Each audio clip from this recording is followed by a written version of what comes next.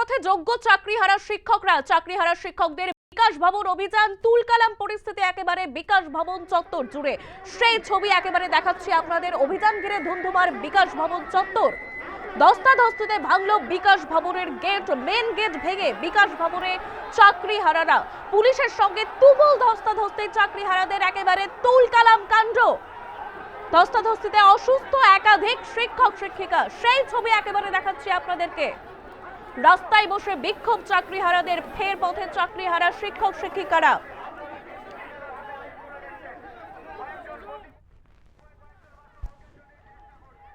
সরাসরি চলে যাব প্রতিনিধি স্বপ্না ঘোষের কাছে। স্বপ্না, এই মুহূর্তে ঠিক কি পরিস্থিতি?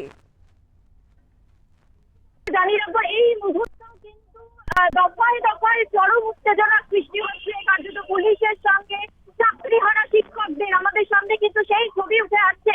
তাদের মূলত যেটা দাবি, তোমাকে একটু আগে আমি জানাচ্ছিলাম যে 2016 সালের প্যানেলের যে শিক্ষক শিক্ষিকা রয়েছে যারা চাকরি হারিয়েছেন, মূলত তাদের যেটা দাবি যে অযোগ্যদের বাদ দিয়ে, অর্থাৎ যোগ্য যারা রয়েছে, যে তালিকা বাছাই করা হয়েছে, সেই যোগ্যদের কিন্তু সম্মানের সহিত স্কুলে ফেরত পাঠাতে হবে। অর্থাৎ তারা নতুন করে কোন রকম পরীক্ষায় বসবে না। তুমি জানো যে সুপ্রিম কোর্ট কিন্তু ইতিমধ্যেই অর্ডার দিয়েছিলেন যে 31শে ডিসেম্বর পর্যন্ত তারা তাদের চাকরি বহাল থাকবে, এবং তারপরে কিন্তু নির্দেশ জারি করা হয়েছিল সুপ্রিম কোর্ট থেকে যে রিপোর্ট জমা দিতে হবে, এবং তারপরে তাদের কি অবস্থা হবে, অর্থাৎ তাদের এই চাকরি আদৌ থাকবে কি থাকবে না, সেই বিষয়ে কিন্তু একটা সংশয় থাকছে। এবং যেটা মুখ্যমন্ত্রী মমতা বন্দ্যোপাধ্যায়, তিনিও কিন্তু কার্যত আশ্বাস দিয়েছিলেন শিক্ষকদের যে তাদের চাকরি থাকবে, কিন্তু তারপরেও শিক্ষক শিক্ষিকারা, অর্থাৎ চাকরিহারা শিক্ষক শিক্ষিকারা, তারা কিন্তু এই মুহূর্তে দাঁড়িয়ে তাদের যেটা দাবি, এই মুহূর্তেই মমতা বন্দ্যোপাধ্যায়কে, অর্থাৎ মুখ্যমন্ত্রীকে এখানে আসতে হবে, তাদের দাবি দাওয়া শুনতে হবে,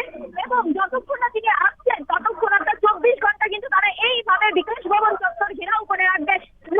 তুমি জানো যে আমরা ছবি দেখাচ্ছিলাম যে পুলিশের সঙ্গে কার্যত খণ্ডযুদ্ধ ভাবে চাকরিহারা শিক্ষক শিক্ষিকাদের, এবং তারা যখন ভিতরে প্রবেশ করতে যায়, কার্যত বিকাশ ভবনের যে মেন গেটটা ভেঙে ফেলা হয়, ভেঙে ফেলে তারা কিন্তু একাধিক, অর্থাৎ হাজার হাজার শিক্ষক শিক্ষিকারা, চাকরিহারা শিক্ষক শিক্ষিকারা, তারা কিন্তু বিকাশ ভবনের ভিতরে ঢুকে পড়ে। এখন এই মুহূর্তে দাঁড়িয়ে বিকাশ ভবন চত্বর পুরো তারা ঘিরে রেখেছে। এবং তোমাকে জানিয়ে এর আগেও আমরা দেখেছি যে গত 21শে এপ্রিল, অর্থাৎ 22শে এপ্রিল থেকে তারা যেভাবে এসএসসি ভবনের সামনে যেভাবে তারা বিক্ষোভ করছিল, যেভাবে তারা দীর্ঘদিন অবস্থান চালিয়েছিল, এক্ষেত্রে দাঁড়িয়েও তাদের সেই সম্ভাবনাই কিন্তু আরো একবার প্রকাশ পাচ্ছে। অর্থাৎ তারা কি আবারও এসএসসি ভবনের মতো ওই বিকাশ ভবন চত্বরেও কি তারা অবস্থান করবে?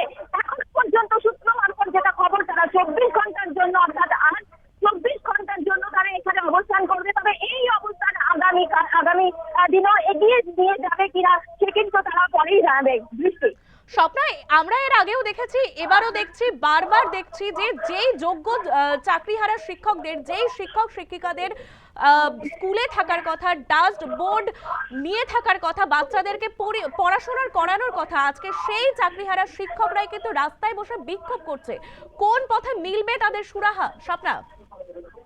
একদমই, সেটা তো আজ নয়, যবে থেকে শুরু হয়েছে, অর্থাৎ শিক্ষক শিক্ষিকাদের প্যানেল বাতিল যেদিন থেকে হয়েছে, সেদিন থেকেই কিন্তু ছবিটি পাল্টে গিয়েছে। দৃষ্টি তোমাকে জানিয়ে রাখবো, সেদিন থেকেই কিন্তু শিক্ষক শিক্ষিকারা তারা পথে নেমেছে। কার্যত যে শিক্ষক শিক্ষিকাদের এই মুহূর্তে দাঁড়িয়ে স্কুলে থাকার কথা তুমি যেটা বলছিলে, কিন্তু সেই শিক্ষক শিক্ষিকারা, অর্থাৎ চাকরিহারা শিক্ষক শিক্ষিকারা এই মুহূর্তে কিন্তু পথে রয়েছে, এবং স্কুল কিন্তু কার্যত ফাঁকা।